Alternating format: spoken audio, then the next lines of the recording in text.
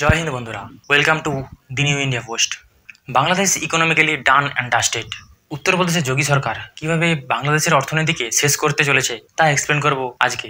সঙ্গে থাকুন শেষ পর্যন্ত। বাংলাদেশের স্বাধীনতার পর থেকে আজ পর্যন্ত বাংলাদেশের অর্থনীতি মূলত বস্ত্রশিল্পের উপরে নির্ভরশীল।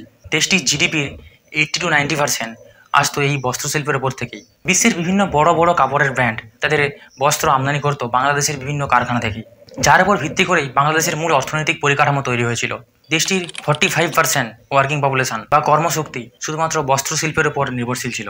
রিসেন্টলি দেশটির মধ্যে গণ অভ্যুত্থান এবং সরকার বদলের পর থেকে দেশের মধ্যে চরম অস্থিতিকর অবস্থার সৃষ্টি হয়েছে। গত এক সপ্তাহে 114টি বস্ত্র কারখানা পার্মানেন্টলি বন্ধ হয়ে গেছে এবং 57টি কারখানাতে ছুটি ঘোষণা করে দেওয়া হয়েছে।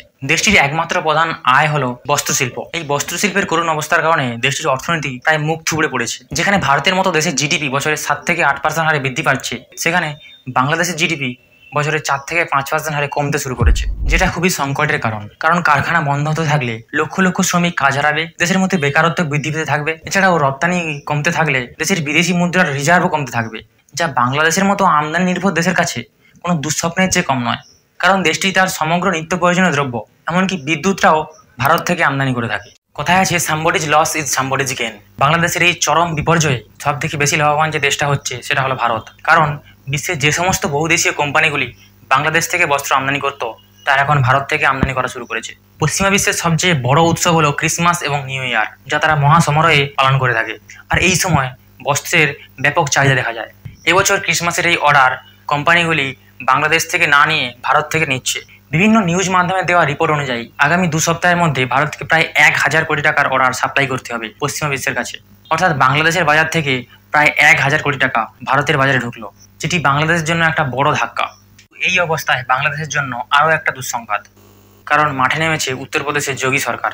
রিপোর্ট আসছে উত্তরপ্রদেশ সরকার বাংলাদেশের 1000-এরও বেশি টেক্সটাইল মিলের সঙ্গে বার্তালাপ শুরু করেছে, যাতে তারা তাদের কারখানাগুলি বাংলাদেশ থেকে ভারতের মধ্যে শিফট করে।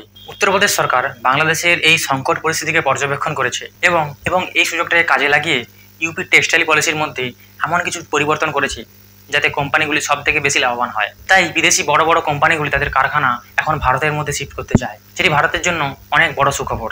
এতে ভারতের এক্সপোর্ট বাড়বে এবং প্রচুর কর্মসংস্থান হবে।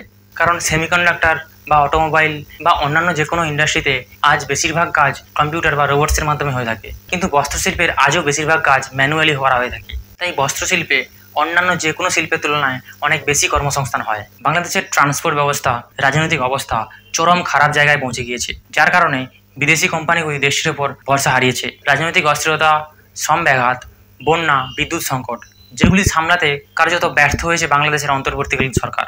তাই ফায়দা নিল ভারতের টেক্সটাইল ইন্ডাস্ট্রি, যা ভারতের টেক্সটাইল ইন্ডাস্ট্রিকে 4 গুণ বেশি বৃদ্ধি করেছে।